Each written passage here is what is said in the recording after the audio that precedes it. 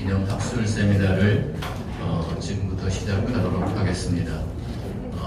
원래 학술 세미나는 그렇게 공식적인 행사가 아니기 때문에 국민의례를 하진 않습니다만은 오늘 특별히 원심장사를 기리는 마음하고 관련해서 순국사절 및 영령에 대한 묵념 한 가지를 진행하는 걸로 하겠습니다.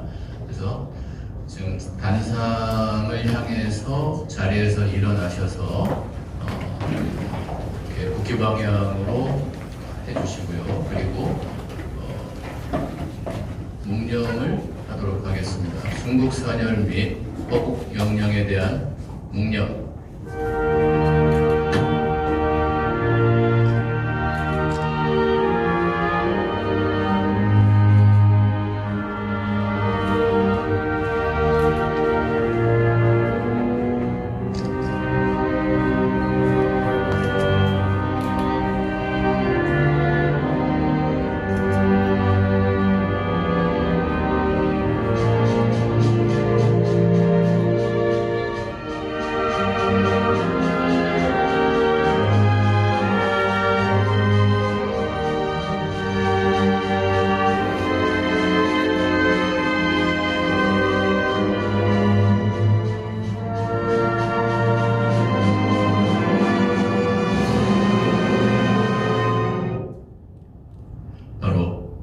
자리에 착석해 주십시오. 이 행사를 위해서 주관하는 데 쓰신 원심창 기념사업회 원형재 회장님의 개회사가 있겠습니다. 박수 부탁드립니다.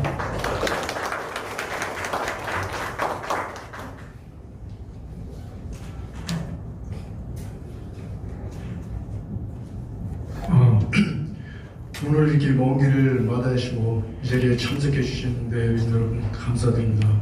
그리고 오늘 일정이 되게 바쁘신데도 불구하고 우리 광복회 지회장님, 이기영 의원님, 또 여기 우리 단체장님께서 이렇게 오셨는데요.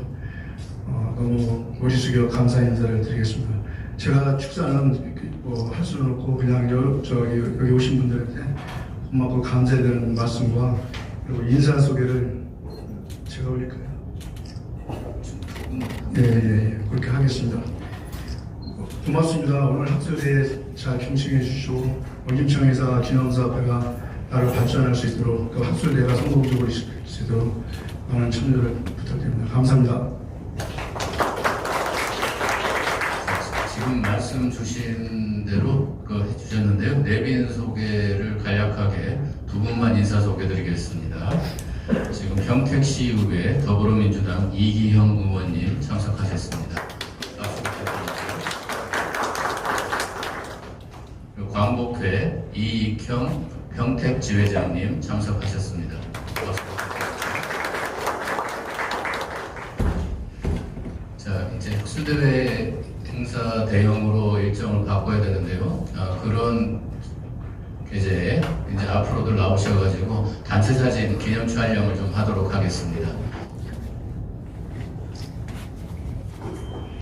아까 이제 우리 이기용 의원님하고 광복 지회장님은 소개를 해드렸는데요.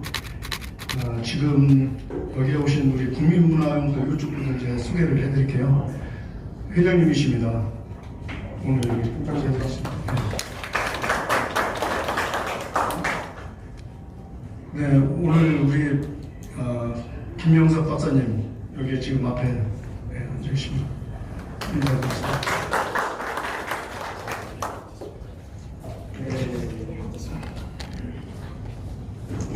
광복회 최희봉 의원님 오셨습니다. 네, 감사드립니다. 그리고 여기에 오늘 주관하시고 발표하시는 분들은 생략해주고 제가 이제 몇 분만 더 따라가겠습니다. 우리 평택현 역사문화 지킴의 회장님, 저기 문화마을 회장님 이광섭 회장님 오셨습니다.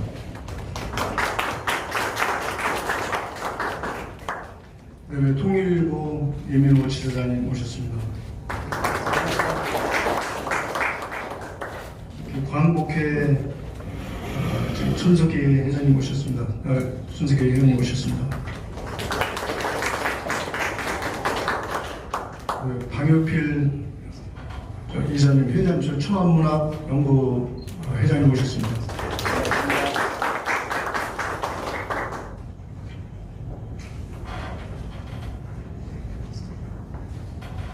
행성노인 독취반에서 정진숙 단장님 모셨습니다.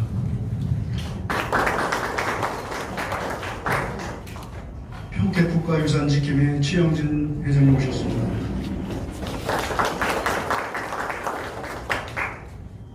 원주 원시 대종의 고모님이시자 우리 기념사회 고모님이신 원인식 고모님 모셨습니다.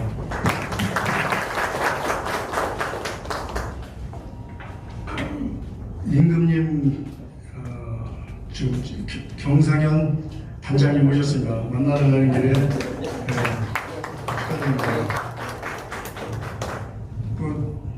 지금 순서를 간단하게 하려고 그러다 보니까 좀 빠진 분이 있는데요. 배복희 문화관광 해설사님 모셨습니다.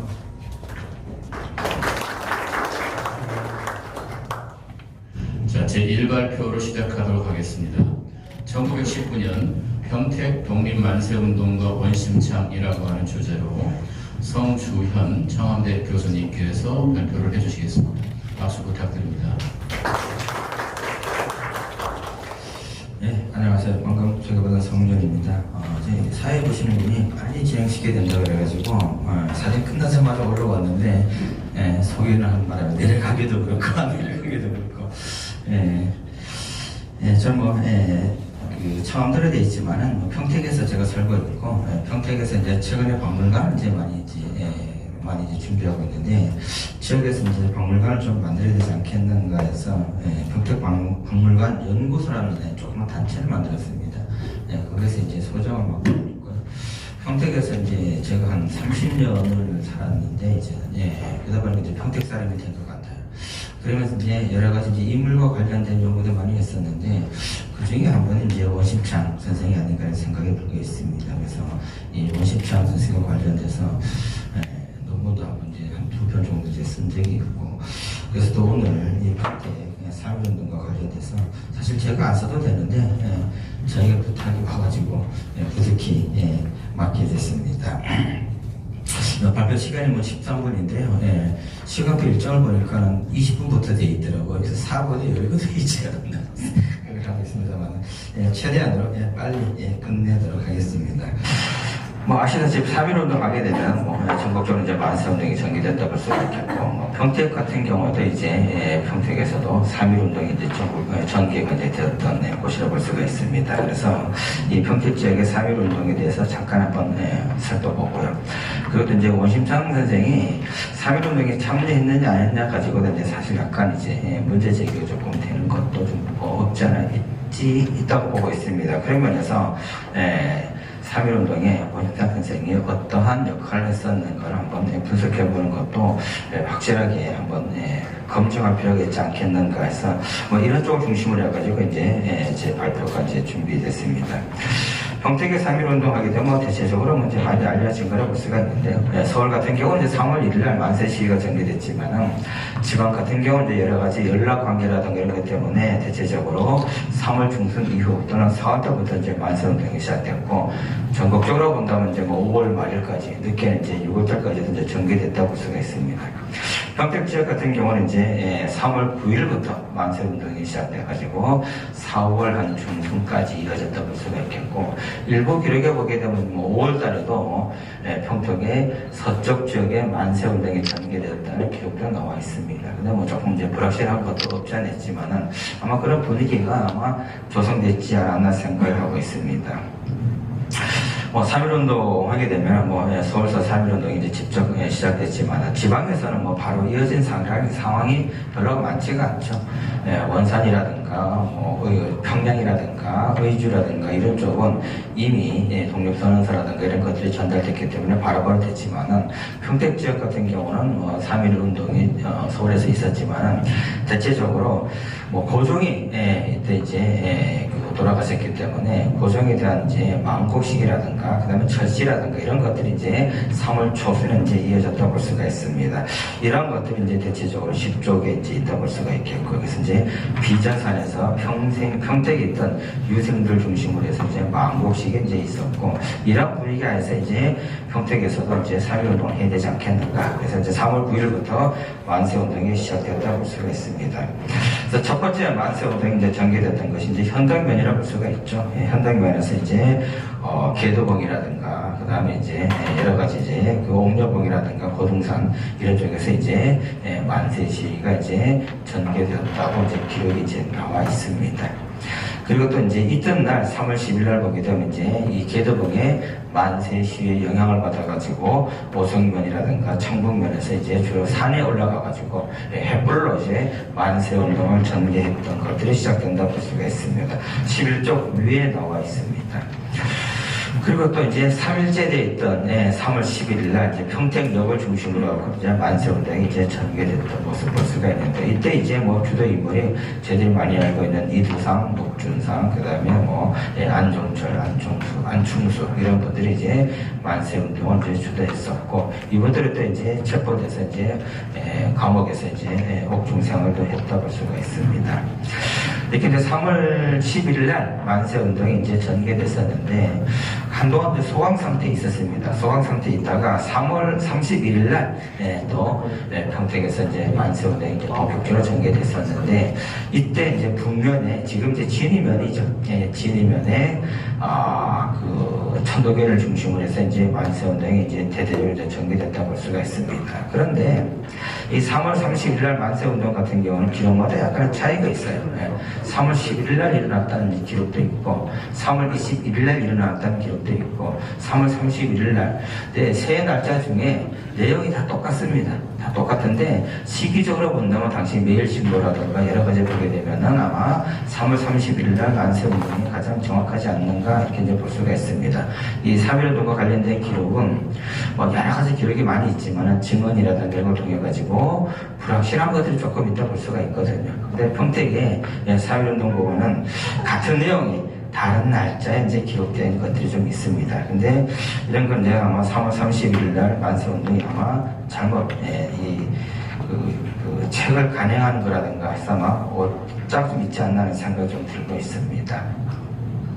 그리고 나서 4월 1일 날 이제 평택에서 이제 가장 큰 규모의 만세운동이 이제 전개됐다 볼 수가 있습니다. 그래서 평택역을 중심으로 해가지고 전 지역에서 산 위에서 횃불 만세 시위가 있다 볼 수가 있었습니다. 그래서 이때 보게 되면은 12쪽에 나와 있습니다. 당시 이제 만세운동과 관련돼서 일본 측의 기록입니다. 당시 이제 기록을 보게 되면은 12쪽 중간에 인용문 3개가 있으면 2개가 있습니다. 여기 보게 되면 이제 상당히 평택 4월 1일 날 만세운동이 어떻게 전개되었었는가. 이날 이제 한 3,000명 정도가 모여가지고 만세운동을 전개했었고, 일제 진압으로 인해가지고 사망자가 4명이 났고 중상자가 1명, 그리고 상당수가 이제 체포되었다. 이렇게 이제 일본 측에서 이제 보고했던 기록들이 이제 나와 있습니다. 이 4월 1일 만세운동 보게 되면 좀 전에 말씀드렸듯이 평택역을 중심으로 해서 이제 서면이라든가 부영면, 지금 이제 팽성읍이죠. 그 다음에 이제 송탄이라든가 고도 전 지역에서 만세운동이 전개가 갔다 볼 수가 있겠고요. 또 청북이라든가 그 다음에 북면이라든가 해서 이제 만세운동이 전개되었던 것도 확인해 볼 수가 있습니다. 그래서 4월 1일 날 만세 시위를 이제 일본에서 어떻게 기록했느냐 하는 거죠. 보게 되면은 13쪽 두 번째 문단에 있습니다. 일제는 이날의 평택 만세 시위를 안성의 양석과 원공 만세 시위, 수원군 장안면과 오정면 만세 시위와 함께 가장 광포한 것으로 인식한다. 이렇게 이제 보고를 하고 있습니다. 그러니까 4월 1일 날 만세운동이 가장 컸다 이제 볼 수가 있겠고, 이때 많은 희생자들이 이제 발생했다 볼 수가 있습니다. 근데 흥미로운 거는 이날 이제 만세 시위하는 날 평택에 가장 대표적인 인물로 많이 알려져 있는 인물이 이제 안정현 선생이죠. 안정 선생이 있었는데, 사실 안정 선생 같은 경우는 당시 4월 1일 날 만세 시위와 관련돼서 이렇게 회고를 하고 있습니다. 원근 수백리, 높고 낮은 봉과 봉, 넓고도 아득한 평원과 하천지대까지 점점이 피어오르는 핫도불과 천지도 들썩거릴 듯한 독립만세의 웅성 꾸준 아우성이 들렸다, 이렇게 얘기를 하고 있습니다. 집에서 들었던 거라 볼 수가 있습니다. 그러다 보게 되면 이제 안중근 선생은 아마 3.1운동에 직접 참여하지는 않은 것 같고요. 이후에 이제 독립운동에도 이제 참여했던 그런 모습도 이제 확인해 볼 수가 있습니다. 그다음에 4월 2일 날 평택에서 이제 서탄면, 송탄면, 그다음에 이제 지금은 이제 안중면이지만 이제 그 전에는 오성면, 안중, 그리고 이제 북면에서도 이제 만세운동이 이제 대대적으로 또 전개했던 걸 볼 수가 있겠고요. 그 다음에 이제 4월 3일 날 보게 되면 또 이제 오성면에서 김영성, 공재열, 이사필 등이 중심이 돼가지고 봉오산에 올라가서 이제 횃불 만세 시위를 전개했다는 기록도 이제 확인돼 보고 있습니다. 그런데 이날 또 일본 측 기록에 보게 되면은 평택 관내 각 지역에서 만세 시위가 있었다는 기록이 이제 보고가 있습니다. 근데 구체적으로 이제 어느 지역에서 어떻게 전개했었는가에 대해서는 이제 조금 확인이 좀 되고 있지 않습니다. 그래서 이제 4월 3일까지 이제 적극적으로 만세 운동을 전개했었고, 그리고 나서 또 이제 4월 9일 날과 10일 날 고덕면과 서탄면에서 또 이제 만세 운동이 본격적으로 이제 전개됐다고 볼 수가 있습니다. 이 4월 9일 날과 4월 10일 날 고덕면과 서탄면에서 일어났던 만세운동 같은 경우는 만세운동 주동자를 찾으러 왔었다가 지역 주민들과 충돌하는 사이에서 이제 만세운동에 전개되었다는 특징을 좀 가지고 있습니다. 자, 이처럼 14쪽 이제 아래 문단입니다. 3월 말과 4월 초에 평택 지역 각지에서 이제 만세운동이 이제 격렬하게 이제 전개됐는데, 그래서 이제 면사무소라든가 주재소가 이제 습격을 좀 당하고 있습니다. 그러다 보니까 이제 일제 측에서는 제19연대 육군보병 나세로 기호시 중대정을 비롯해서 이제 군을 이제 파견해서 평택에 이제 수비대를 갖다 이제 설치했다고 볼 수가 있습니다. 그래서 평택의 만세 시위를 갖다 좀 더 진정시키고 진압하려고 하게 된 이제 그런 모습도 평택에서 이제 볼 수가 있습니다. 그리고 또 그 앞에서 보게 되면 이 만세운동이 전개되니까 이제 일본인들 중심으로 해가지고 자위단을 갖다 이제 만들었다고 볼 수가 있는데, 평택에서도 자위단을 만들어가지고 만세운동을 갖다가 만세 시위를 하는 걸 갖다가 좀 진정시키거나 아니면은 만세운동 주동자를 갖다가 신고해서 체포하게 되는 이런 행위도 이제 전개되어 갔다고 볼 수가 있습니다. 뭐 이런 것들이 이제 평택 지역의 이제 만세운동이라고 볼 수가 있습니다.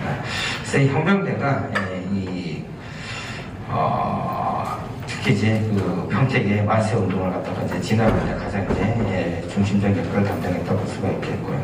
그래서 이제 4월, 15월까지 이제 대체적으로 이제 만세 운동이 전개됐었고, 처음에 말씀드렸던 것처럼 5월 10일 날 평택 지역 서해안에서 수천 명의 군중이 만세를 부르고 주재소를 습격했다고 하게 된 기록이 나와 있습니다. 이 기록은 미국에서 발행하는 신문 신한민배에 나오는 기록인데, 국내에서는 이 기록이 좀 나오지 않고 있습니다. 그래서 신빙성을 갖다 이제 어떻게 봐야 될 것인가 하는 문제가 좀 남아있지만은 아마 당시 평택에서 이런 만세운동의 분위기가 아마 있지 않았었을까 판단해 볼 수가 있습니다.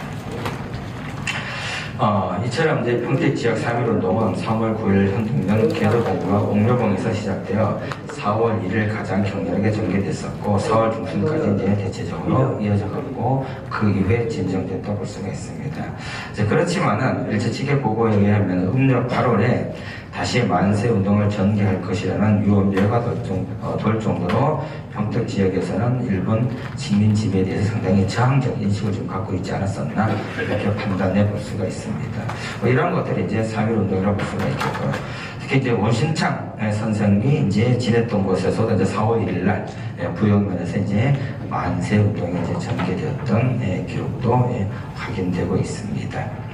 자, 이런 평택에서 3.1 운동의 이제 주동자 또는 이제 참여했던 인물들이 사실은 3,000명 그 이상의 많은 인물들이 평택에 살고 있는 분들이 만세 운동에 참여했지만은 실질적으로 이름을 남긴 분들은 그렇게 많지가 않다는 거예요.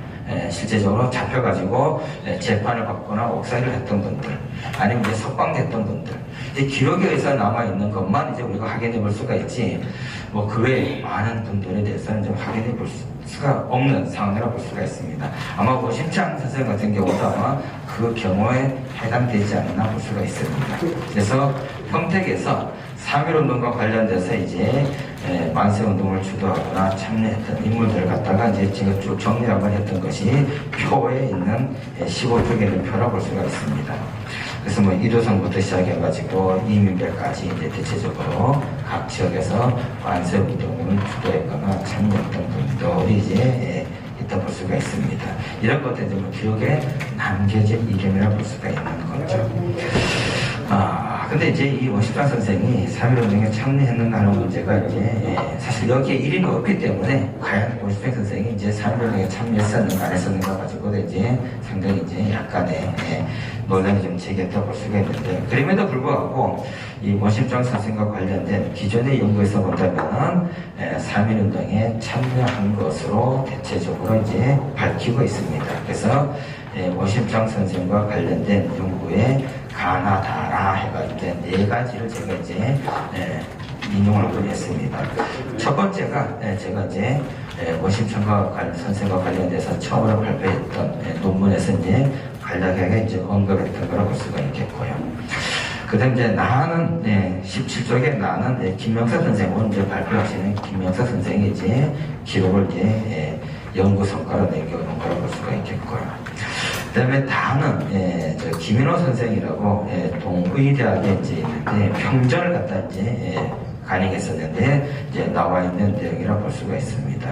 그리고 마지막 나는 오늘도 발표하는 이민호 선생이 이제 원심창 책을 발행했었는데 여기에 이제 나와 있는 내용이라고 볼 수가 있습니다.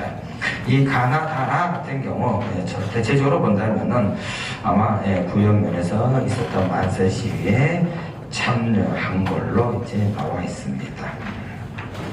다만 이제 김인호 선생이 이제 원심창의 이야기 신지와 불꽃에 보게 되면 이제 이렇게 기록을 하고 있죠.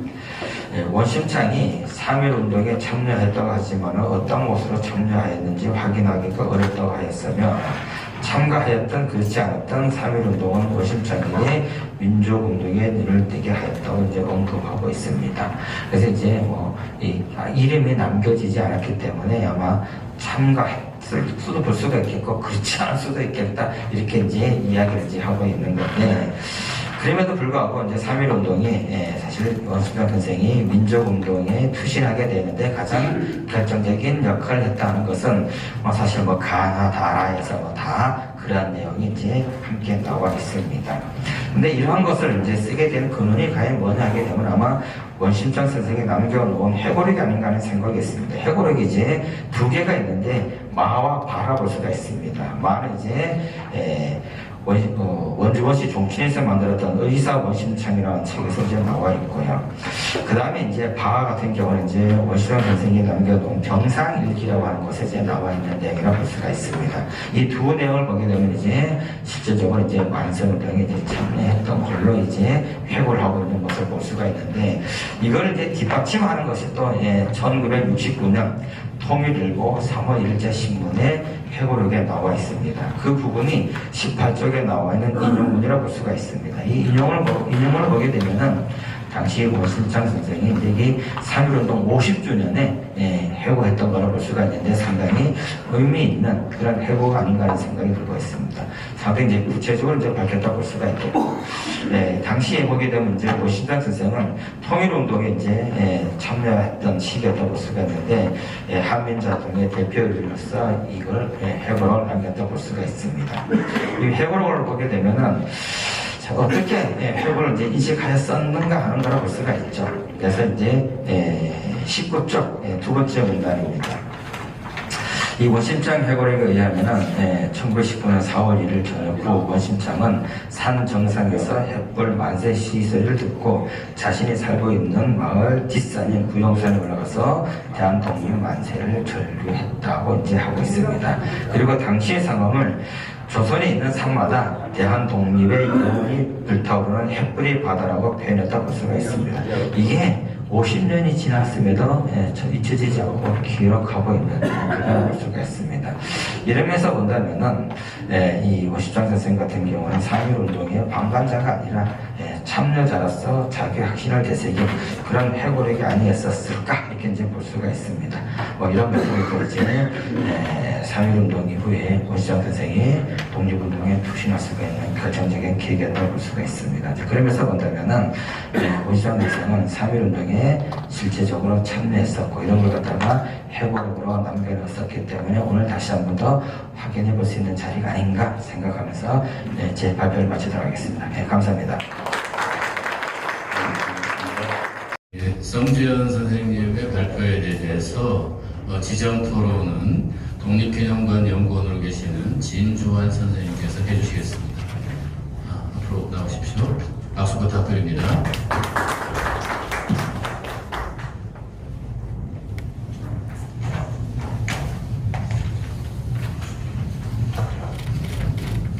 네, 소개받은 독립기념관 연구원 진주환입니다.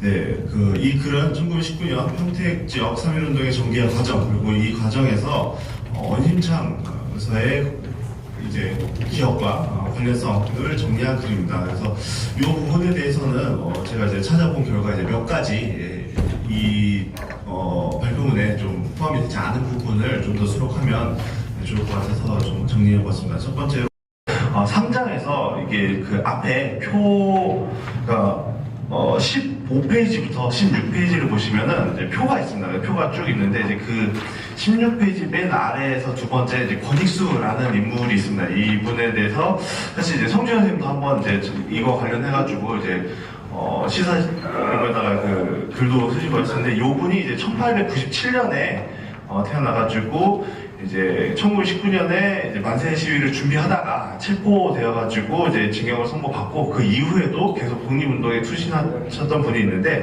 이 부분이 약간 이제 빠져 있어가지고 이 부분을 좀 채워놓으면 좋겠다라고 생각이 들고요. 두 번째로는 이 17페이지, 18페이지에 쭉 보면은 이제 그 어떤 원심창사의 이제 이제 겪었던, 그러니까 경험했던 이제 당시 3.1운동 관련된 이제 그 내용들을 쭉 언급을 하셨는데, 요거와 관련해가지고 실제로 일제 기록에도 이런 것들이 나와 있습니다. 그러니까 예를 들면은 매일신보에서는 평택, 요 팽성 이 근처에서 팽성이랑 저 건너편에 지금의 이제 그 평택 시내 그쪽에서 엄청 큰 만세 시위가 있었고, 불도 막 온 산에 다 불이 올라와가지고 막 모닥불이 사방에 펼쳐졌다, 이런 것들이 실제로 원심창사의 어떤 회고와 일치하기 때문에 이런 부분들을 좀 더 강조한다면 실제 그 기록이 뭔가 헷갈리거나 혹은 이제 과장된 게 아니라 사실이었다, 이런 것들을 좀 강조할 수 있는 부분이어서 좋을 것 같다라는 생각이 들었습니다. 그리고 마지막으로 이제 조선총독부 법무국에서 망동사건 처분표라고 해가지고 3.1운동 때 이제 체포되신 분들을 이제 정리한 표가 있습니다. 근데 보면은 3월 중순에 12명, 하순에 12명, 4월 상순에 29명, 4월 중순에 2명, 4월 하순 3명, 이렇게 해서 총 58명의 인원을 체포한 것이 이제 기록이 되어 있습니다. 그래서 이런 것들을 한번 이제 추가로 살짝 보완하시면은 아무래도 이제 평택에서 만세 시위가 이렇게 크게 있었고, 일본에서도 당시 일제가 이렇게 탄압을 위해서 60명 가까이 인원들을 체포하였다라는 것들을 좀 하면 좀 도움이 될 것 같습니다. 감사합니다. 다음 두 번째 발표는 약간 세팅하는 데 시간이 약간 좀 필요한데요. 자, 두 번째 발표는 중국 상하이 원심창의 의열투쟁 현장이라고 하는 주제로 김명석 당국대 연구교수가 진행해 주시겠습니다. 일단 박수 한번 부탁드립니다. 종로 경찰서에서 만드는 이 자료인데, 이 원심창이 원래는 그 구군대 있어야 되는데, 조선에 있어야 되는데 원래 망명을 했다, 중국으로 망명했다고 하는 보고서입니다. 다음 페이지. 여기에 동지들의 얘기고 남한의 천연연맹에 대한 얘기입니다. 다음 페이지. 이 자료가 일본 정보부에서 만들었던 상해 총영사에서 만든 원심창의 숙소에 대한 그런 그림도입니다. 저게 그 당시에 원훈으로 이름이 원호로 돼 있는데 원호의 방, 그래서 주소지가 나와 있죠. 예, 다음 페이지입니다. 예, 여기는 한인들이 많이 취업을 하고 아나키스트들이 모이는 그런 장소인데 화강의원입니다. 예, 우리 김창덕 학회 회장님이 가장 관심이 많으실 장소인데 저 자리는 화강의원은 중국의 등몽선이라고 하는 의원이 만든 의원이긴 한데 저 자리가 바로 중국의 아나키스트, 파금이라든가 노신, 주수인 이런 사람들이 모이는 장소이기도 했고요. 그 다음에 일본의 이와사 사쿠타로, 이시가와 산시로 이런 사람들이 여기 회역을 하는 장소입니다. 말하자면 중앙센터 역할을 하면서 한국 동지들이 다 모이는 장소, 이정규, 이율규 이런 사람들이 모이는 장소입니다. 여기는 현재 저희가 몇 년 전에 가봤기 때문에 사진을 제가 첨부했습니다. 다음 페이지. 예, 여기는 입달학원인데요. 리다 셰유엔이라고 하는 중국의 이 장소는 중국의 유명한 광호생이라고 하는 사람이 설립한 학교인데요. 입달학원이 20년대에 있던 자리고요. 그 다음에 30년대에 옮긴 자리이기도 합니다. 20년대 때 여기에 중국 이른바 신해혁명 동지들이 여기에 많이 상해파 사람들이 많이 모였고요. 그리고 한국의 유자명이 여기서 교편을 잡기 시작했습니다. 그래서 유자명이 여기서 교편을 잡아서 이회영 선생을 이를 모셔오기도 했고, 그 다음에 원심창이 여기서 일본어를 가르쳤습니다. 그래서 아주 의미 있는 것이라고 할 수 있습니다. 다음 페이지. 예, 요거는 63조 의거부터 이제 드리는 건데, 동방명주를 황포탄 거리고요. 그 다음에 여기는 난징로인데, 난징로는 나중에 동방 아나키스트 연맹 이런 단체가 여기서 모이고 국제적인 연대가 이루어졌던 바로 그런 장소죠. 예, 다음 페이지입니다. 예, 이곳은 백구파라고 써있는데 백정기의 숙소입니다. 백정기의 숙소도 역시 동지들이 여러 사람이 모였고 그런 장소였는데, 이게 우리가 아는 아리오시 아키라 복살 의거를 6.3조 의거를 기획했던, 그래서 처음 회의를 했던 곳입니다. 그래서 32년 3월 5일 6일 날 여기서 정함과 이 동지들 11명이 모여서 여기서 회의를 해가지고 서로 지휘뽑기를 해서 누가 갈지를 결정한 것이죠. 그래서 3월 6일 날 이때 결정된 사람이 백정기, 이강은, 그리고 원심창 이렇게 결정된 것입니다. 바로 그 장소입니다. 예, 요것이 이제 6.3정에 대한 그림도인데요.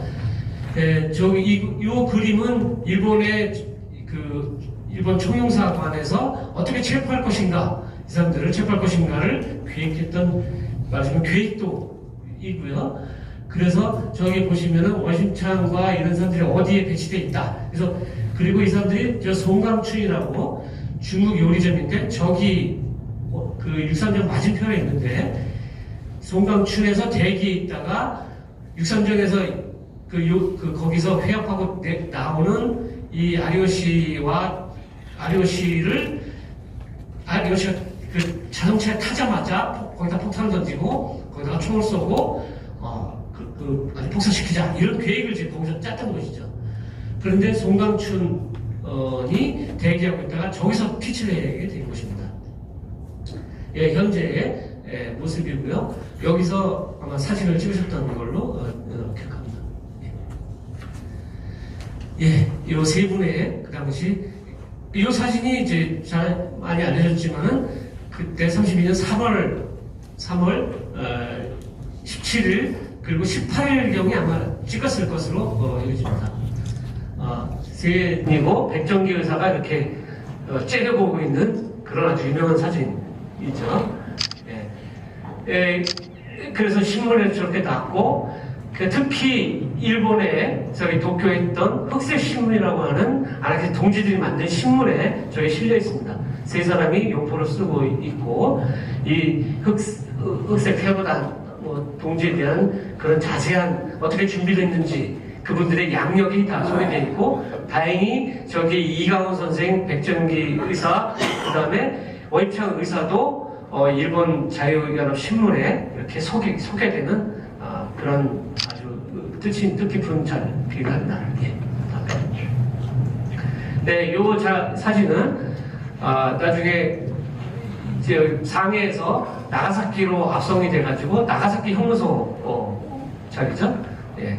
현재도 있습니다. 그리고 오른쪽 곳은 지금 가고시마로 또 이송이 됐을 때 가고시마 형무소 자리입니다. 여기도 이제 앞으로 우리 기념사업회와 우리 원청 연구자들은 꼭 가봐야 될 그런 역사적인 현장이라고 생각됩니다.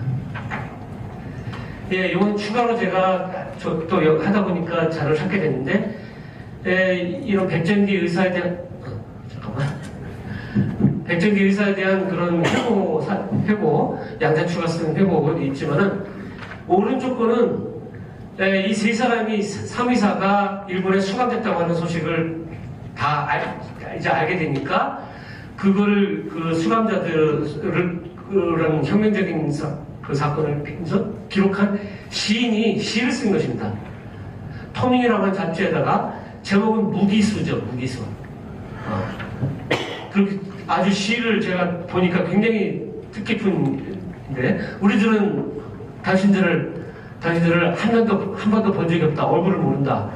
우리들은 당신의 어떻게 성격도 모르고 그런다. 그렇지만 당신들의 그런 뜻 있는 행동들은 우리가 하고 싶었던 일이었고 우리들의 마음을 대변한 것이다.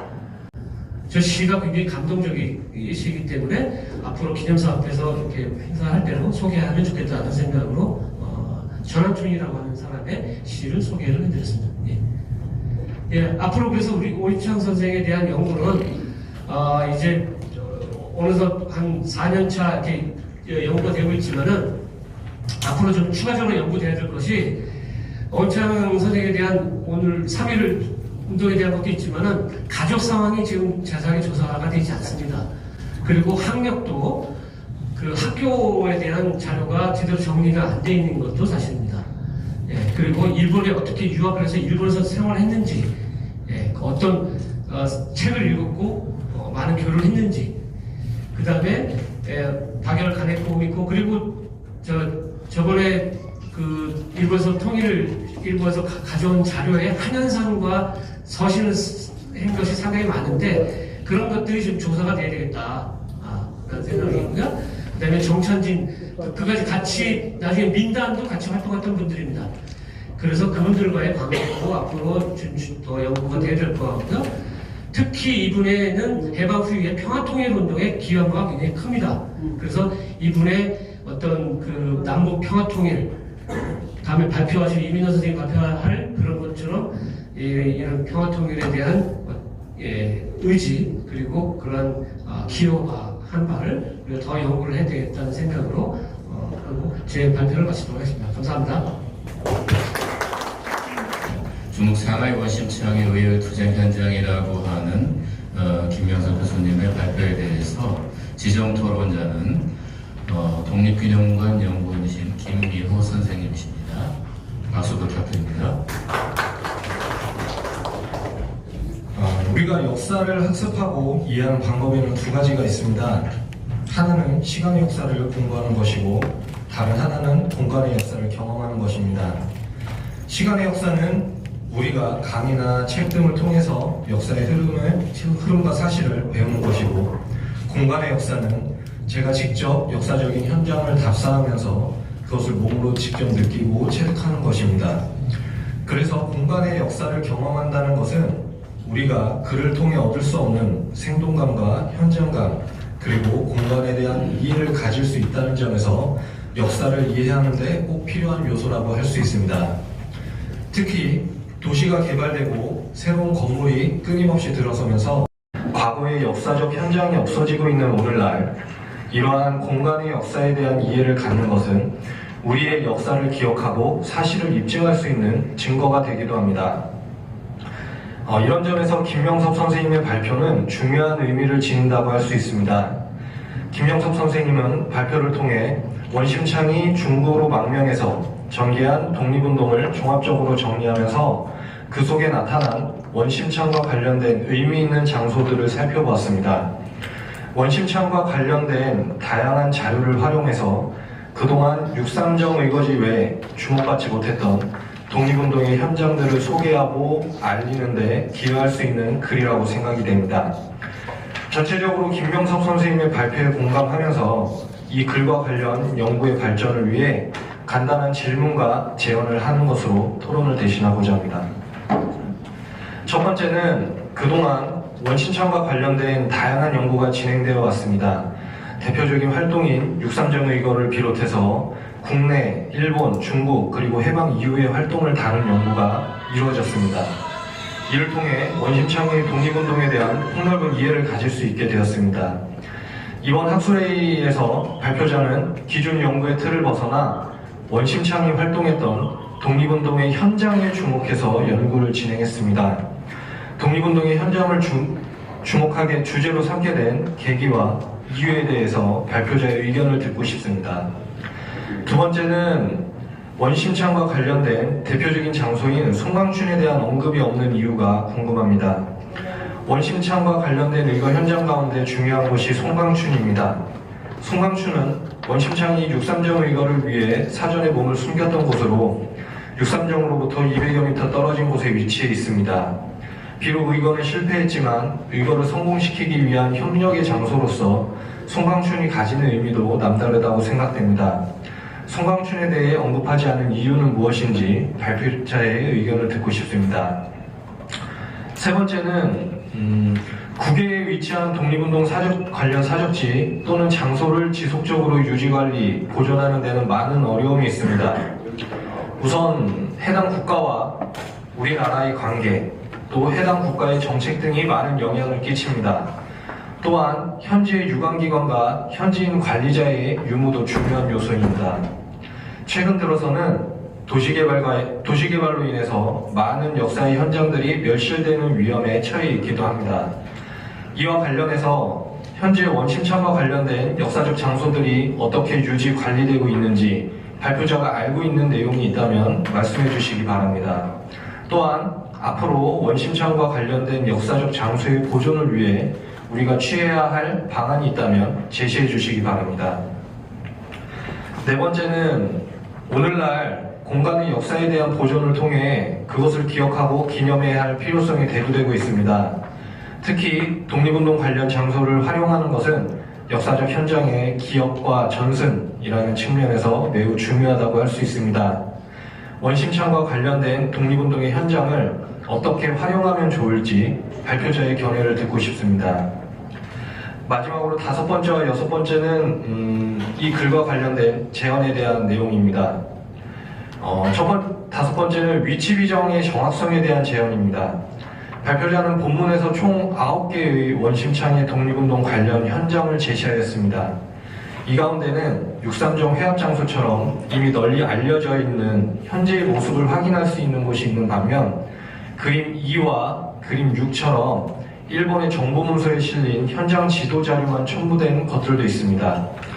이것이 역사의 현장으로서 더 정확한 의미를 가지기 위해서는 오늘날 지도 자료와의 비교 분석이 이루어질 필요가 있습니다.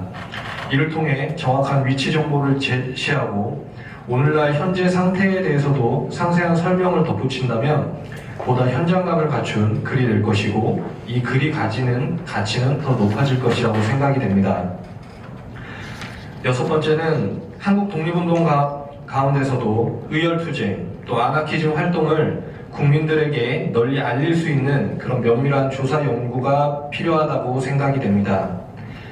발표자가 제시한 9개의 현장 가운데 민국대학 6.3정 의거지 나가사키 형무소는 이미 독립기념관을 비롯한 유관기관에서 조사가 이루어졌고 널리 알려진 곳들입니다. 그렇다면 원심창 숙소를 비롯한 다른 장소들은 왜 조사나 연구가 이루어지지 않았을까? 여기에 대한 답을 찾는 것도 중요한 과정이라고 생각이 됩니다. 유관기관에서는 정해진 인력과 예산, 기간을 한정해서 조사를 하다 보니 상대적으로 주목받지 못한 곳에 대해서는 조사가 이루어지지 못하는 경우가 있습니다. 뭐 예를 들면 상해하면 대한민국 임시정부와 윤봉길 관련 사적지가 중심이 되는 것입니다. 하지만 역사적 중요성과 사건의 경중을 떠나서 한국 독립운동의 역사적 현장을 찾아내고 이를 보존 유지해 나갈 방안을 강구하는 것은 오늘날 우리 모두가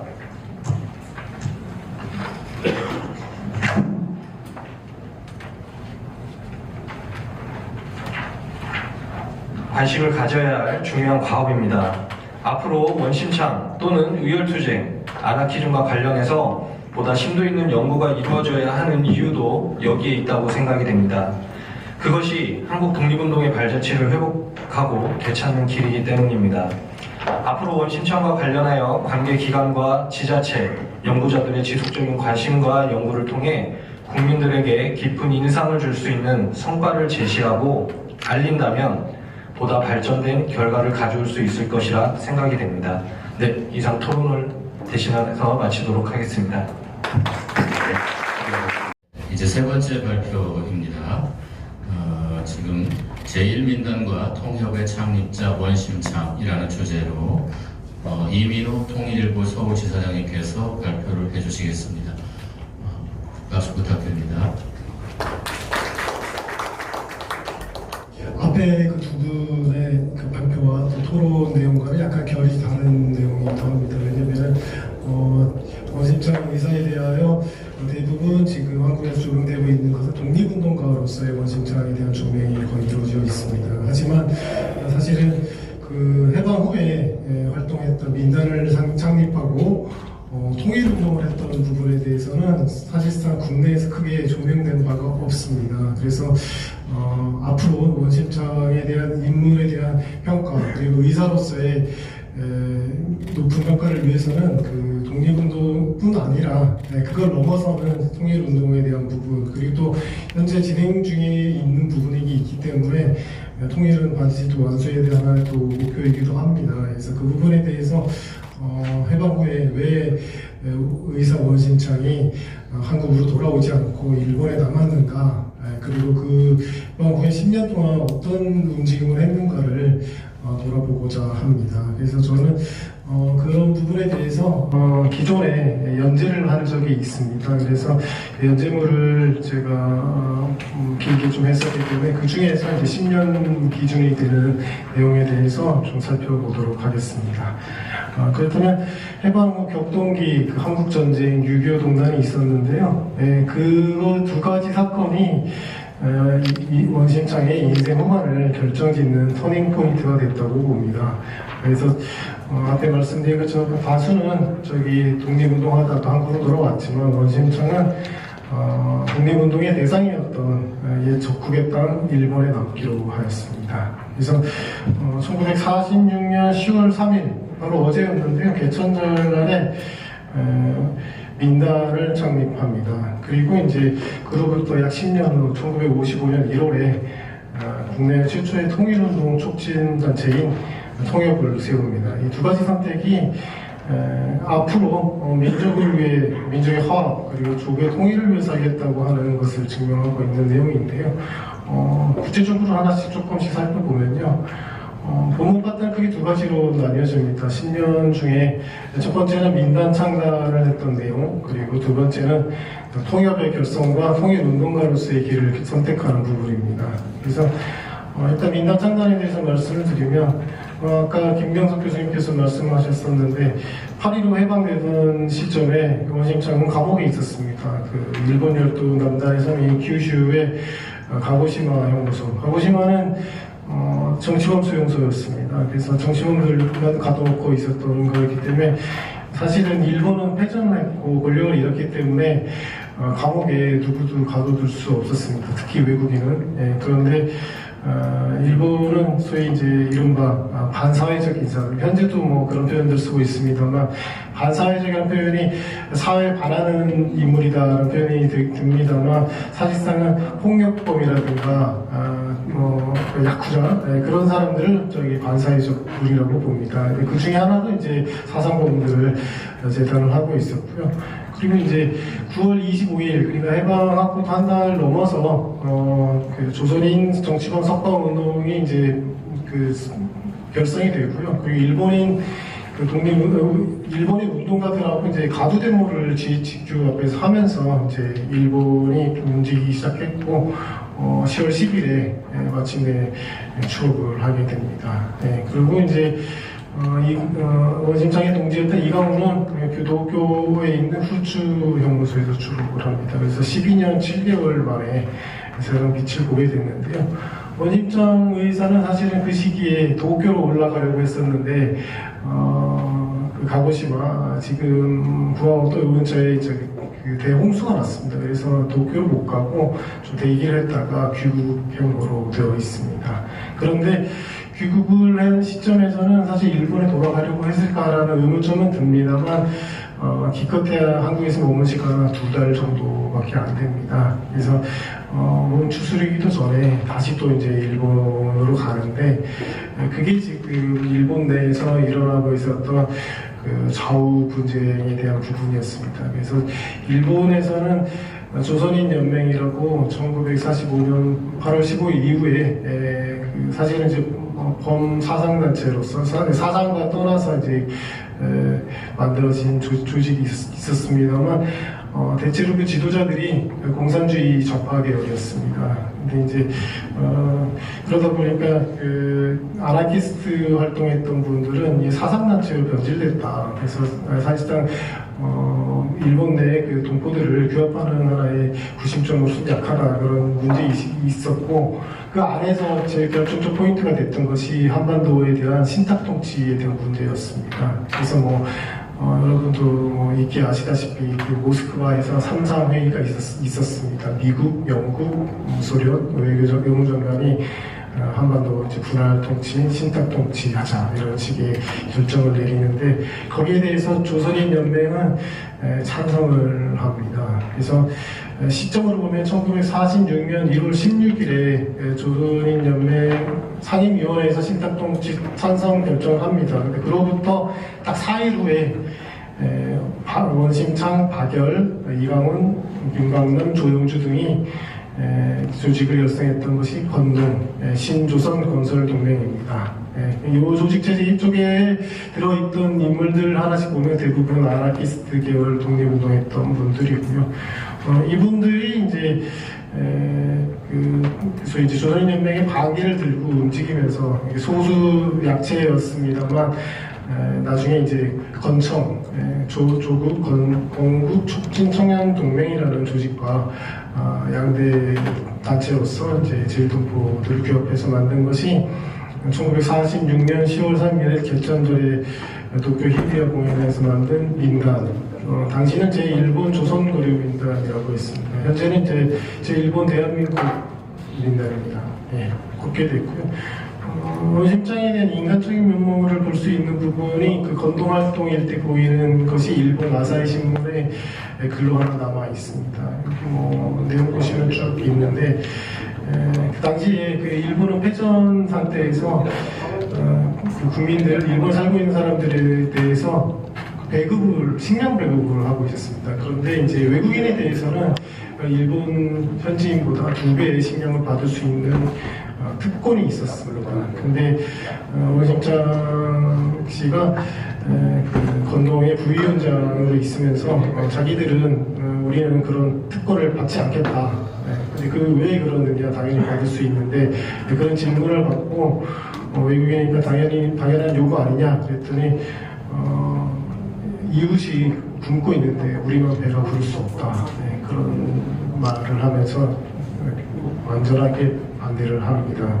그래서 사실은 그 칼럼이 일본 신문에 실린 다음에 검동 사무실에 감사 편지가 빗발쳤다고 합니다. 그것에 대해서 그 후에 원심창의 통일운동 동지이자 후배였던 박특진 씨가 이제 증언한 내용도 제가 청취했었는데요. 그런 식으로 봤을 때는 사실 한국의 일반적인 콩한 쪽으로 따로 먹자의 인식이 거기 있었고 그리고 어떤 특권을 누리겠다는 개념은 없었던 분들이 명확하게 드러난 요소입니다. 그리고 이제 건동 시절에 큰 일을 했던 것이 그 3.24 유해공항운동입니다. 윤몽길, 이봉창, 백정희. 이 사람들에 대한 내용들은 아까 내용들을 수출이 있고요. 그리고 조선일보, 동아일보에 대해서도 지금 기사로 검색이 되고 내용들이 많이 나오고 있습니다. 거기 보시면 이제 건동의 활동 부분에 대한 부분들도 나오고요. 그래서 저도 이제 취재 과정에서 확인한 부분도 있었는데 백정기가 저기 그 나가사키 형무소에서 이제 그 목사를 합니다. 근데 그 형무소에 찾아가서 형무소장으로부터 그 유해를 발굴하려고 갔을 때 거기서 강력하게 거부를 하는 부분들이 나옵니다. 그래서 이제 형무소장이 이제 다른 죄수들하고 섞어갖고 합장을 해버렸으니까 찾을 수 없다 이렇게 나온 거를 본청을 들이대면서 그걸 찾아내겠다는 그런 증언도 나옵니다. 그래서 어찌됐건 그 1946년에 그 3.24들을 저 유해들을 봉안을 하는 운동을 했고 그것이 지금 이제 서울 효창공원에 있는 3.24 묘역이 되고 있습니다. 그래서 뭐 장례식에 그 당시에 5만 명이나 참가를 했을 정도로 굉장히 큰 장례식이 이루어졌고 그리고 이제 10월 3일에 민단 창단이 이루어질 때도 보면은 당시 이제 비가 내리고 있었는데 한 2,000명 정도 모인 걸로 되어 있습니다. 대의원이 218명이었고 거기에 참여 단체들도 기록으로 다 남아 있습니다. 그래서 초대 지금 단장이 이제 그 박열 그리고 부단장이 이제 이강훈 그리고 사무총장이 원심창인데요. 민단 조직 체계의 서열로는 3위에 해당합니다. 그래서 실무적인 총괄을 했다고 보시면 되고요. 그리고 원심창 의사는 학생 시절 이후 그리고 상하이에 넘어갔을 때 그 의원 활동할 때도 남아 한인 청년 동맹이라든가 연맹이라든가 여기에서 서기겸해서 저기 그 학술 그리고 조사 그리고 또 일부 강연을 한 것도 나와 있습니다. 그래서 여러 가지 문헌을 쓸 수 있는 실력이 있는 사람이었습니다. 그래서 어떻게 보면 현재 이제 언론인으로서의 역할을 어릴 적부터 소질을 갖고 움직였다. 그리고 이제 경문들도 만들었던 부분들이 있었으니까 민단 안에서도 그런 걸 할 수 있는 굉장히 드문 엘리트라고도 볼 수 있습니다. 그래서 대외적으로는 지금 그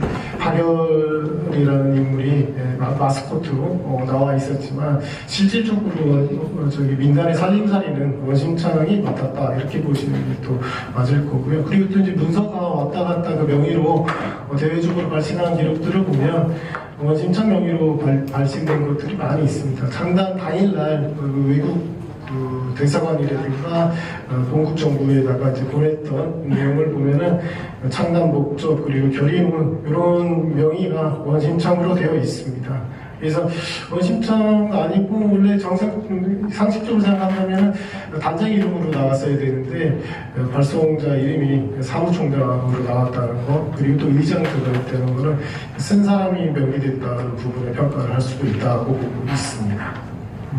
그래서 뭐 민단의 창립에 대한 목적 같은 거는 지금 살펴보시고요.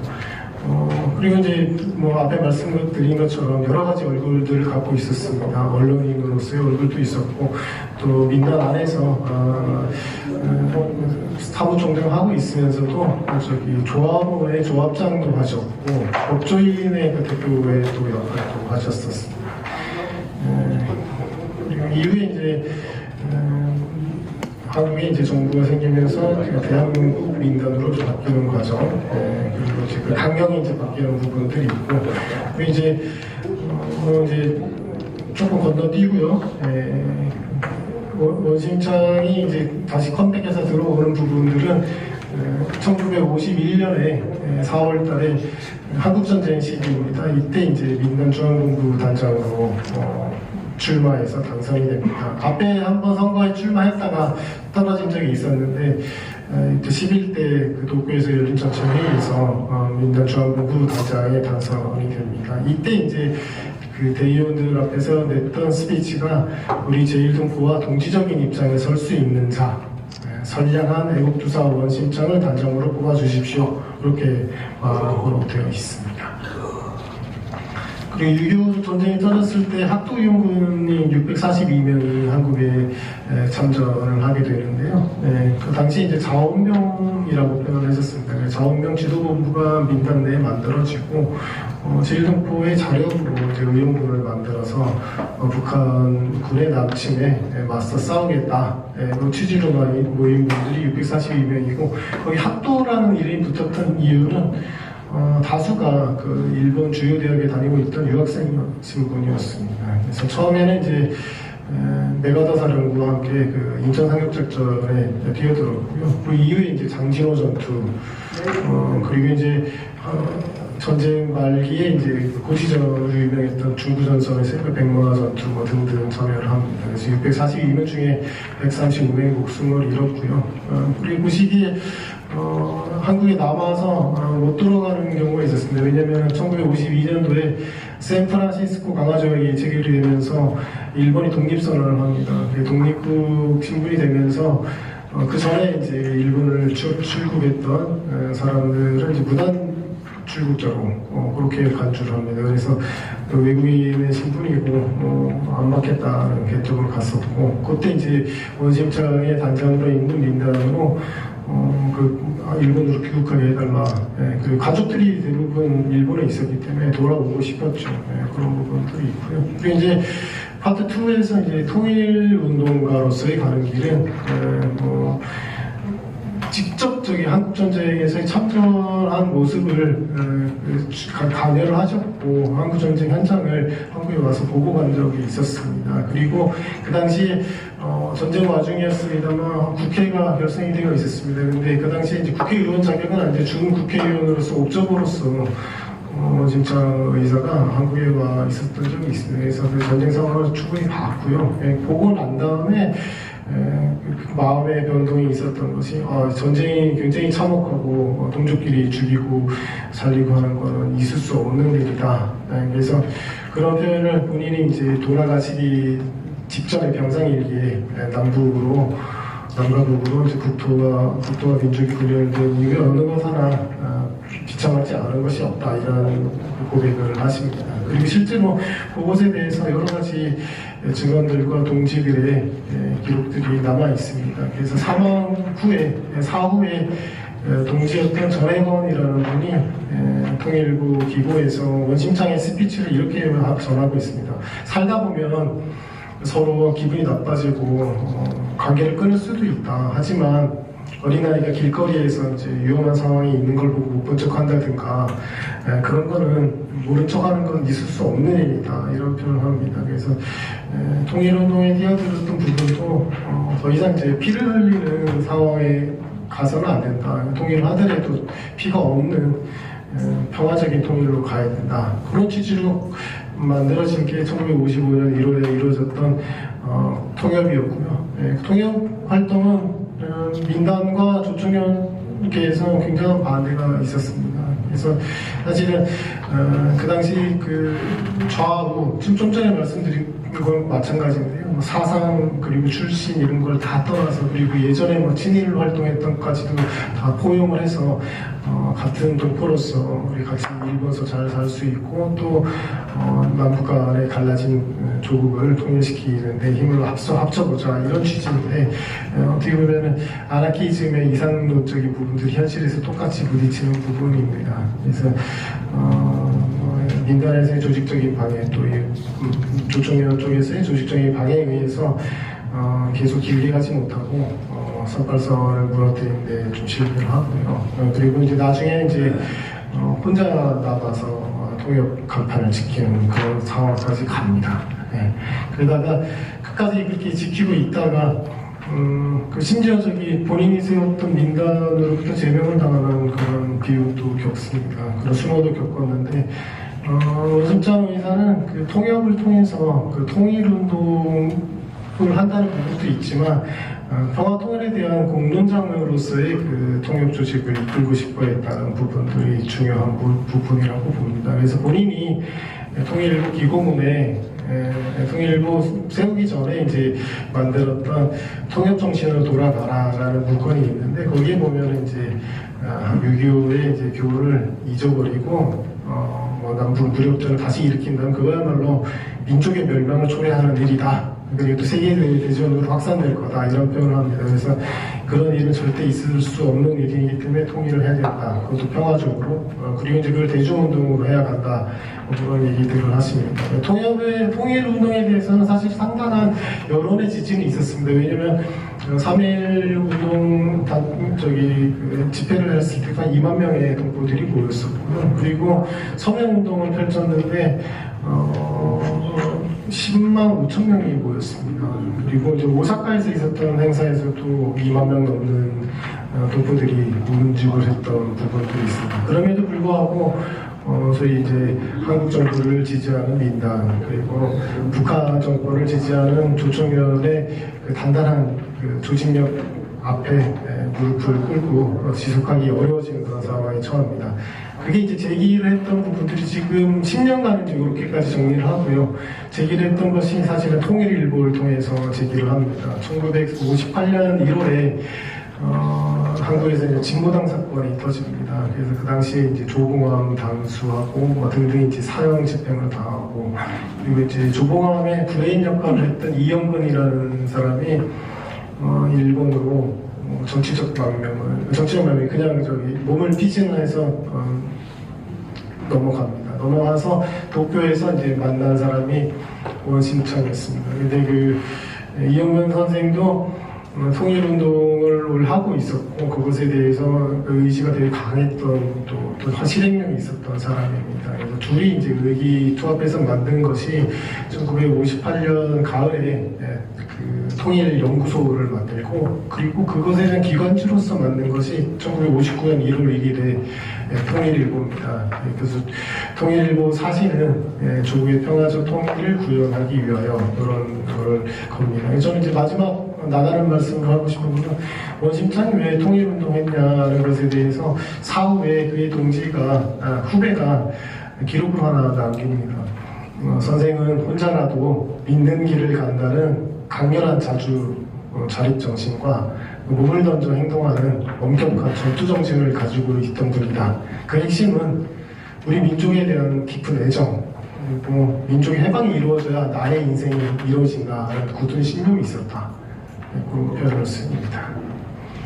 그리고 이제 남은 과제 부분은 지금 질문이 나올 겁니다만 미리 약간 답을 하면 통일일보 이후에 사실 실적들이 많이 있습니다. 이제 그것에 그 책을 백과사전을 만들었다든가 그리고 또 통일운동가를 양성하는 조직들을 여러 개를 만들었다든가 그 영자 월간지를 만들었다든가 이런 부분들은 원심장이 59년부터 71년 돌아가실 때까지 한순간 또 통일운동의 영혼을 잊지 않고 저희 활동을 했음을 보여주는 증거라고 보고 있습니다.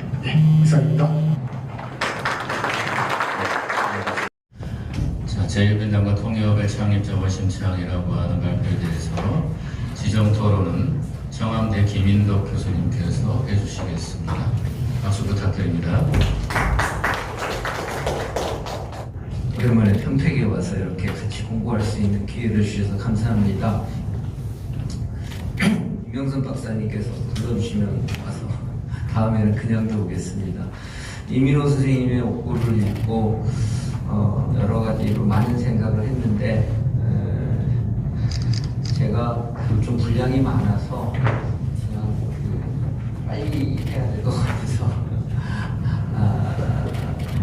세 가지를 간단 정리를 하는데 첫 번째 이야기는 맨 6번째 내용을 가지고 한번 이야기를 해보고 나머지 2개는 간단 정리를 하겠습니다. 그 원심창 선생님께서는 59년 시기에 이영근 선생과 함께 뭔가 새로운 통일운동에 큰 깃발을 꽂으셨는데요. 그래서 이 부분에 관해서 선생님께서 오늘은 발표를 안 하셨지만 많은 자료와 관련된 그 많은 문건들을 갖고 계신 걸로 알고 있어요. 실제로 다 아시겠지만 원심창 선생님께서는 일찍이 일본에 가셔서 크로포트킨과 사카의 도시고의 그 명저들을 보셨던 걸로 다 알려져 있어요. 그런데 이제 구체적으로는 1902년에 나온 상호부조론이나 그다음에 청년에게 고함이나 아니면 혁명가의 회고록 이런 것들을 탐독하셨을 것 같아요. 특히 상호부조론과 청년에게 고함은 좀 더 공부를 해봐야 알겠지만 구체적인 내용들을 많이 심독하셨던 걸로 생각해요. 상호부조론을 통해서 아마 선생님께서는 이른바 국제사회주의 운동의 새로운 이론으로서의 이것을 통해서 이른바 아나코 공산주의 이론이 본격적으로 어떤 내용을 갖고 있는지를 아셨을 것 같고 국가의 근본적 문제를 청년에게 고하면서는 명확한 인식을 가지셨을 것 같아요. 그리고 사카의 도시입구의 사회주의 개요나 많은 문학가들이 읽었었던 이상향이나 이런 문건들은 선생님한테도 큰 영향을 미쳤을 걸로 생각해요. 이런 것들이 이 이후에 선생님의 생활과 삶과 운동과 이 이후 해방이 되고 나서도 전쟁의 국면에서 남북으로 나뉘어서 민족이 싸우는 이 현상을 보고 통일의 본격적인 물꼬를 터야 되지 않았을까라는 것을 전면적으로 얘기하시는 그런 원천이었을 것 같은데요. 선생님의 향후 연구에서 이른바 원심창의 근원적 사고가 어떻게 통일운동으로 이렇게 전이되었을까라는 것에 대한 연구를 좀 혹시라도 조금이라도 좀 빈틈을 얘기해 주시면 어떨까라는 생각을 하고요. 4분이나 지났네요. 그리고 저는 원심창 선생님의 활동가로서의 모습을 변호사 법률가의 모습도 선생님은 말씀을 해주셨는데 저는 좌우를 선택하지 않는 통합적 관점에서의 제일동포 사회와 한일 관계를 바라보려고 하는 시도들에 대해서 다시 한번 얘기해 주시면 좋겠다라는 생각 정도를 한번 가져봤습니다. 원시련 선생님의 통일로의 기사는 정말 금과 옥조와 같은 글들이었던 걸로 기억합니다. 기회가 되면 꼭 같이 공부하도록 하겠습니다. 고맙습니다. 자, 지금 이제 곧바로 그냥 종합 토론으로 연결을 하겠습니다. 안녕하십니까. 저는 사다법인 국민문화연구소 회장 김창덕이라고 합니다. 국민문화연구소는 1947년도에 아나키스트 독립운동가들이 모여서 만든 단체로 올해 77년이 되죠. 저도 물론 아나키즘을 전공했습니다. 그래도 저도 오늘 제가 공부한 아나키즘 시각의 시점에 의해서 오늘 발표를 쭉 보았습니다. 아나키즘을 특히 강조하는 건 뭐냐면 국가와 민족 같은 거대 산도는 아니라 그보다는 개인의 자유, 개의 자유, 밑에서부터 위로, 아래에서부터 바깥으로, 그게 아나키즘의 기본 원리입니다. 그런 의미에서 오늘과 같은 평택을 중심으로 하는, 특히 원심창 의사를 중심으로 하는 이런 개별적인 연구는 상당히 중요하다고 생각합니다.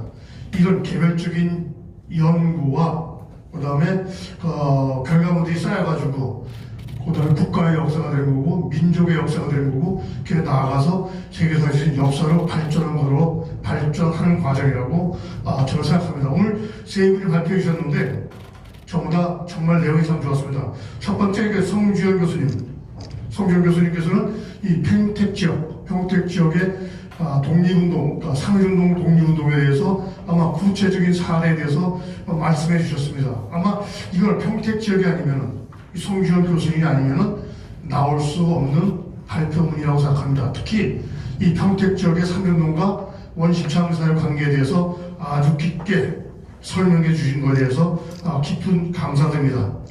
또 하나 두 번째 김명석 박사님은 요즘 특히 그게 유튜브가 많이 뜨죠. 유튜브의 가장 큰 장점은 뭐냐면 정보의 대중화라고 그러죠. 정보의 대중화. 정보라는 게 학문이라는 게 어떤 특정인의 전문이 아니라 모든 대중들에게 골고루 퍼질 수 있는 그게 이제 유튜브 특징인데요. 아마 김명석 박사님이 설명해 주신 거, 오늘 발표해 주신 것은 이 정보의 대중화라는 그 관점에서 가장 적합하지 않은 내용인가 그렇게 생각합니다. 정말 고맙습니다. 그리고 마지막에 이제는 이 마지막에 죄송합니다.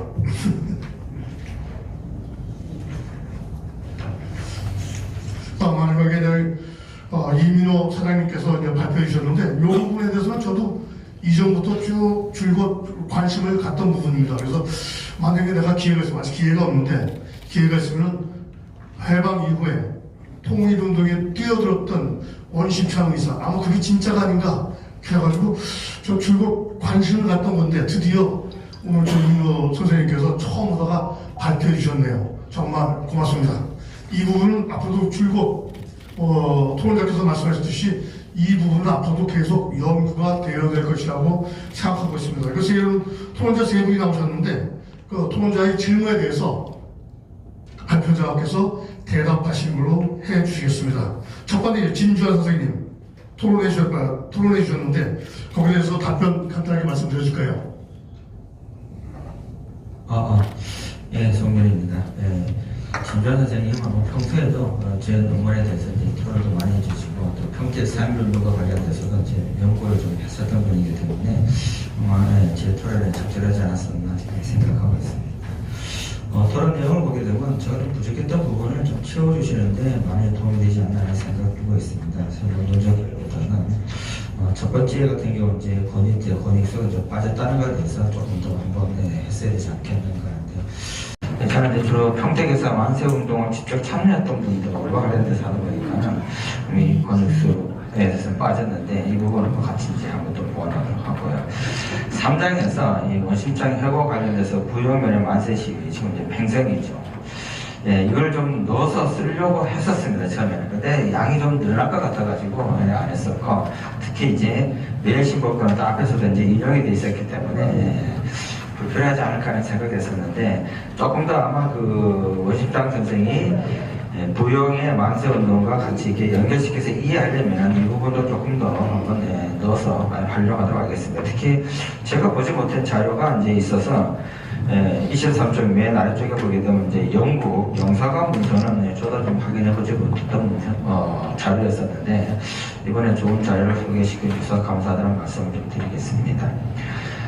그리고 또 이제 세 번째 같은 경우는 이 망동사건 처분표에 평택에서 이제 얼마만큼 이런 이제 만세운동에 주동자로서 체포됐었는가 이 기록도 저도 확인해보지 못했던 건데 이번에 이 자료를 갖다가 다시 한번 볼 수 있어서 이 부분도 참고를 해서 보완을 하도록 하겠습니다. 이후에 이 평택 3.1운동과 원심장과 관련해서 논문을 게재하거나 할 기회가 있으면 진정한 작가님이 보완할 수 있도록 해준 것에 대해서 최대한으로 반영해서 마무리해서 조금 더 완성된 논문을 만들도록 하겠습니다. 네, 감사합니다.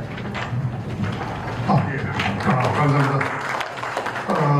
이어서 김명석 박사님의 발표문에 대해서 김민호 독립기념관 연구사께서 발표를 해주셨는데요. 6가지 지휘사항이 아니라 되게 저는 건의사항이 되겠죠. 그거에 대해서 짤막하게 답변 부탁드립니다. 예, 토론해 주신 그 독립기념관의 그 김민호 박사는 그 다행히 사적지 조사 팀에 있습니다. 국내 사적지, 국외 사적지 조사를 맡고 있기 때문에 제 토론에 굉장히 제 적임자라고 생각되고요. 많은 도움을 주고 계신데요. 독립운동 현장을 제일 많이 알고 우리가 그 역사 사료로만 많이 분석을 하는데 현장은 또 다른 그 어려움이 있고 또 다른 그 측면이 있는데 그것을 보완해 줬습니다. 특히 그 원창 선생에 관해서는 사실 이제 그 현장 조사는 이제 시작이라고 생각되고요. 아마 여기 계신 많은 분들 중에서 중국 상해를 현장 가보신 분들이 여기 계시기 때문에 더 좀 실감이 나시겠지만은 여기 육삼정이 처음에 그 독립기념관에서 조사했을 때는 장소가 잘못 알려져가지고 다른 데로 갔죠. 지금 그 우리 성주 선생님 안내한 걸로 아는데 그리고 송강춘은 안 가보셨을 것입니다. 근데 저도 가봤지만 그냥 그냥 건물만 이렇게 덜렁 있어가지고 특별히 없지만은 꼭 이번 10월 10일 날 저희가 또 한번 조사를 가는데 가서 자세하게 좀 더 살피고 조사를 하겠습니다. 그리고 여기도 남의 땅이기 때문에 그분들은 얼마나 힘들게 거기서 살고 또 투쟁했을까 이런 생각이 많이 드는데 지금 가도 사실 불편한 게 적지 않죠. 저기 상위 임시정부나 이런 그 자체도 중국에서 관리를 하고 중국에서 운영하기 때문에 한국의 시각이 왜곡되기도 하고 알려지지 않은 것도 되게 많습니다. 게다가 이 아나키스트 관련된 것은 더욱이나 없고 제대로 없기 때문에 표지석도 없고 이러기 때문에 상당히 어려운 점이 있는데 좀 안타깝지만은 그래서 현장을 미리 한번 가서 다시 한번 면밀하게 조사를 하고 고증을 한 다음에 이제 그렇게 안내를 해야 될 것 같고요. 그래서 표지석이 상당히 중요하다고 생각됩니다. 다행히 이제 우리 이제 한국은 근래 이제 그 평택에도 이런 많은 표지석이 설치가 돼 있어서 학생들을 안내하고 현장을 확인할 수 있는데 중국은 그게 없는 거죠 현재는. 그래서 중국에서 제대로 고정할 수 있도록 저희가 추가적으로 노력을 할 거고요.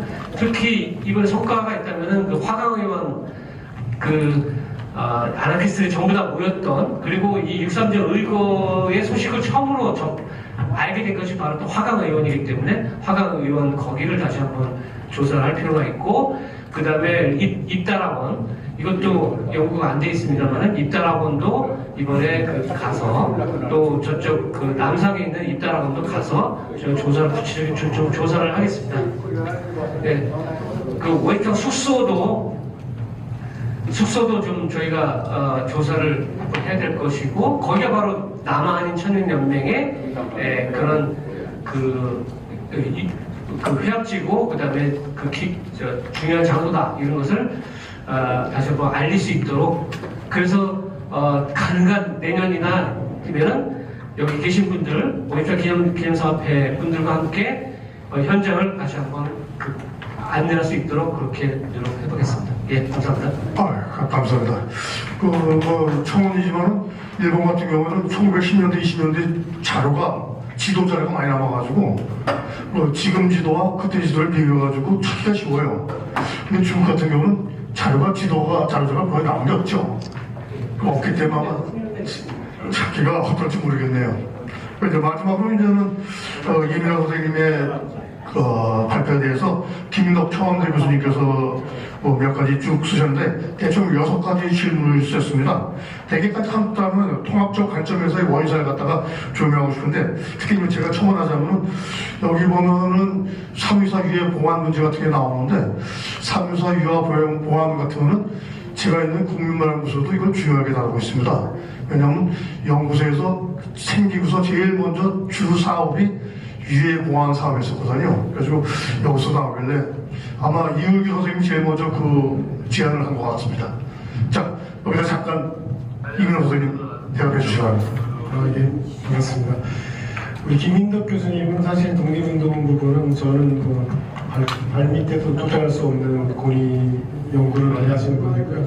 지금 박열 선생님 그리고 이강우 선생님 연구도 따로 하셨고 원심창에 대해서도 김인덕 교수님도 연구를 하셨기 때문에 사실은 저보다 더 많이 아시는 부분들이 있는데 토론자로 나오셔서 제가 좀 민망한 느낌도 있습니다. 다만 이제 통일운동 부분에 대해서는 저도 할 말은 있고요. 그리고 또 말씀하셨던 부분에서 원심창의 근원적 산과 어떻게 통일운동으로 전이됐고 그게 실제로 활동되었는가에 대한 질문 아주 좋은 질문이라고 생각하고요. 그거에 대한 답은 어느 정도는 저는 있다고 봅니다. 왜냐면은 6.3정 의거 후에 이제 마지막 결심 공판을 있고 할 때 증언의 기록이 법정에서 했던 원심창의 발언이 남아 있습니다. 거기 보면 본인은 아나키스트로서의 활동을 앞으로도 계속할 거라는 것을 명확하게 밝히고 있고 그 신념은 변함이 없다는 말씀을 하십니다. 지금 김창덕 소장님 말씀대로 아나키즘이 일본서 소위 이제 번역을 좀 나쁘게 해가지고 무정부주의자로 해서 사회에 반하는 사람으로서의 부분으로 호도된 부분들이 퍼지면서 또 국내에서도 여전히 그 무정부주의자라는 것이 굉장히 과격한 그 반사회적 사람이라는 인식들이 오해를 많이 갖고 있는 부분도 있습니다. 그래서 사실은 이것도 하나 교정해가는 부분의 숙제라고 보고요. 그래서 그런 부분이 역시 통일 부분으로도 이어진다고 봅니다. 왜냐하면 기본적으로 전쟁이라는 것이 인간에 대한 말살이고 사람을 죽이고 하는 부분이기 때문에 개인 부분들이 전혀 없는 부분들이죠. 그리고 좌우가 갈라지는 부분에 있어서도 흑백으로 명확하게 나뉘어지죠. 근데 인간이 좌냐 우냐, 흑이냐 백이냐 명확하게 나눠서 사람을 재단할 수 있는 거는 누구도 권리가 없습니다. 근데 이제 그 전쟁 시기에는 그게 당연한 거가 되고요. 그리고 그런 관념이 남북 분단 상태에서 계속 이어지고 있던 부분에서 그거를 공론화해서 개인들의 이야기들을 듣고 그거를 좀 펼칠 수 있는, 연결할 수 있는 요소로 할 수 있는 거는 한국도 북한도 아니고 일본에서밖에 할 수 없다는 그런 환경적 요소들도 있었다고 봅니다. 그래서 그 부분은 좀 그렇게 좀 설명을 하고요. 그리고 이제 좌우합작에 대한 부분, 좌우합작에서는 좌우 선택하지 않은 사람들의 통합적 관점, 그것에 대한 부분에 대해서는 사실 그 다음은 원심창의 그 민간중앙본부 단장 선출됐을 때 그 집행부 내역을 보면 그 부분이 명확하게 보이는 부분들이 있어요. 단장은 독립운동 출신이었던 원심창이었지만 부단장에는 여러분도 잘 아시는 그 노량진 수산시장의 주인이었습니다. 그 노영환이라고. 그분이 일본의 제일교포 중에 굉장히 자산이 있었던 사람인데 그 경제인을 부단장으로 또 내세웠습니다. 그리고 이제 또 다른 부단장 한 명은 권일이라고 만주국의 판사였습니다. 친일파의 대명사처럼 돼 있는 인물인데 이 사람이 그 일본 권력자들하고의 선이 다 있어서 여러 가지 또 한국 관계에 대한 사람들 구하는 역할도 하셨고요. 어떻게 보면 얼굴이 여러 가지를 가지고 있죠. 근데 이제 그 시기에 그 소위 해방 직후의 얼굴로는 친일파로 명확한 그림이 있었고 괴롭힌 사람의 대명사였기 때문에 그런 부분도 이제 부단장으로 했다는 부분, 그걸 욕할 수도 있습니다만 이게 또 실제로는 필요했던 부분도 있다고 봅니다. 그리고 사무총장의 이제 백모라는 인물, 그리고 김광남 등등이 있는데 그쪽도 사회주의 계열로 오히려 분류됐던 인물들입니다. 그래서 사실은 대한민국 정부 이승만 정부하고의 코드하고 전혀 다른 그 색칠도 갖고 있는 부분도 있습니다. 그만큼 통합을 지향하려고 했고 그리고 그건 어떻게 보면 일종의 능력에 따른 필요성에 의한 조직 강화에 대한 부분의 인식들이 있지 않았나 저는 그렇게 보고 있습니다. 사실 그 부분에 대한 조명들이 있어야 된다고 보고요. 그게 또 어떻게 보면 현재 살아가는 사람들한테 또 통할 수 있는 얘기가 아닌가. 그런 연구가 앞으로 좀 진행됐으면 좋겠다는 생각이 들고, 그리고 이제 이영근과의 조우에 대한 부분은 이영근 선생이 그 부분을 통일부 기록으로 남긴 게 있어요. 어떤 거냐면 사후에 원심창 선생을 처음 만난 날에 대한 내용을 합니다. 비가 살짝 내리던 밤에 도교 구석에 있는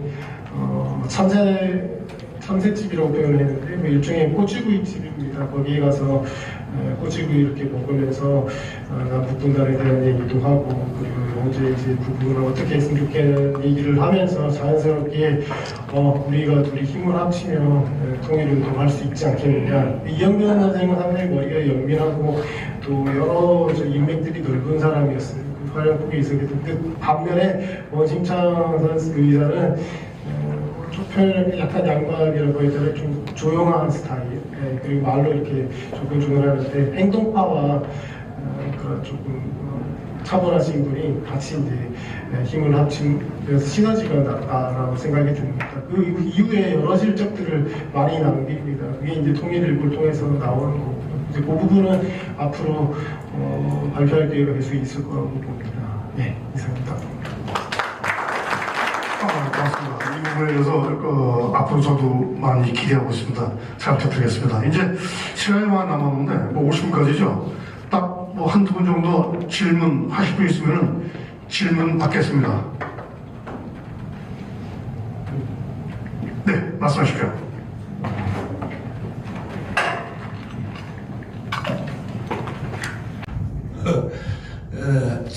질문하신 분이 없어서 제가 그냥 잠깐 말씀드리겠습니다.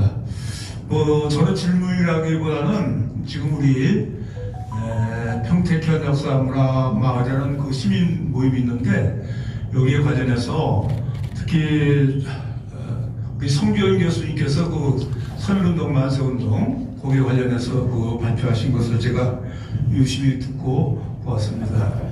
왜냐하면은 저희가 이제 우리 평택현 시민 모임에서는 역사문화마을 시민 모임에서는 요즘에 그 부용산이 공원화돼 가지고 널리 알려지고 있고 아주 유명세를 타고 있는 그런 아주 좋은 그 우리 팽성 지역에 주산이면서 명산인 부용산이 있는데 거기서 이제 만세운동을 한 그런 기록이 이제 우리 성준 교수께서 자세히 조소서에서 발표해 주셔서 고맙게 생각하고요.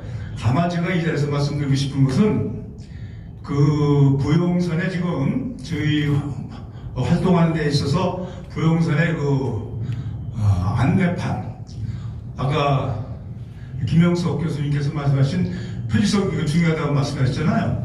그런 것이 지금 없어요. 그런 표지석이 없어요. 왜냐하면은 이 부용산이 공원화하면서 이제 사업을 하면서 표지석을 다 이제 옛날에 있던 안내판을 없앴는데 그것을 새 것으로 새로운 모습으로 이렇게 표지석을 세우려고 하는데 그 안내판 그 표지석 안에 그 지금 말씀하신 그 3.1운동 관련 기록 예를 들어서 원심창 의사에 관련 내용 또 그 밖에 이 지역의 독립운동가의 그 활동한 모습 이런 내용을 우리가 요청을 하는데 이것이 잘 이루어지지 않고 있다. 그래서 이 자리에 계신 모든 분들이 좀 이 내용을 좀 아시고 앞으로 이 부용산의 원심창 의사에 관련된 내용 또는 이 지역에 독립운동 하였던 분들의 그 모습을 표지석을 꼭 좀 세웠으면 좋겠다 하는 바람으로 여기 계신 그 교수님들이나 학자들을 좀 많이 좀 협조를 부탁드리면서 말씀드려봤습니다. 고맙습니다. 수고 많으셨습니다. 지금 회의를 하겠습니다. 이상입니다.